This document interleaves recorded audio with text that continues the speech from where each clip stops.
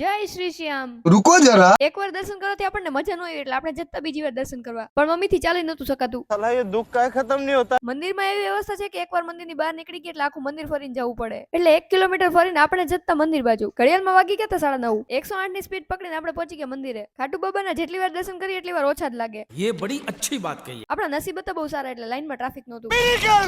પહેલી વાર આપણે અહીંયાથી દર્શન કર્યા હતા, પણ અત્યારે ત્યાં ટ્રાફિક નહોતું કેમ કે મંદિર બંધ થવાનો ટાઈમ થઈ ગયો હતો. ફાઇનલી પહોંચી ગયા આપણે ખાટુ બાબા પાસે.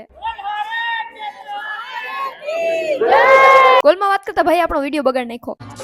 ખાટુ બાબાએ પહેર્યા હતા ઓરેન્જ કલરના વાવા. 2-3 મિનિટ સુધી ભગવાનને નિહારીને આપણે પહોંચી ગયા મંદિરની બહાર. ફૂલ લોક બનાવતો બનાવતો આપણને લાગી ગઈ હતી જોરદાર ભૂખ. ઘડિયાળમાં વાગી ગયા હતા 10 અને બધાના ફેસ ઉપર વાગી ગયા હતા 12, એટલે આપણે પહોંચી ગયા હતા પેટ પૂજા કરવા. हाँ ये कर लो पहले. આપણે ઓર્ડર દઈ દીધો તો આપણી ફેવરિટ કઢી કચોરી. એકચ્યુઅલી અહીંયા હતી ઘણી બધી વેરાયટીઝ, એટલે ઓર્ડર કરી દીધો તો આલુ પરોઠા. ટેસ્ટ મે બેસ્ટ ફ્રાઈડ રાઈસ એવરેસ્ટ. अच्छा. જોરદાર ઠંડીના લીધે આપણે ચા પી લીધી. शाबाश बेटा. આપણા કિલોમીટર થઈ ગયા હતા પૂરા, એટલે જમીન આપણે પહોંચી ગયા હતા હોટલે. ઠંડીના લીધે આપણે પહોંચી ગયા હતા ગર્લ ગેંગ જોડે તાપણું કરવા.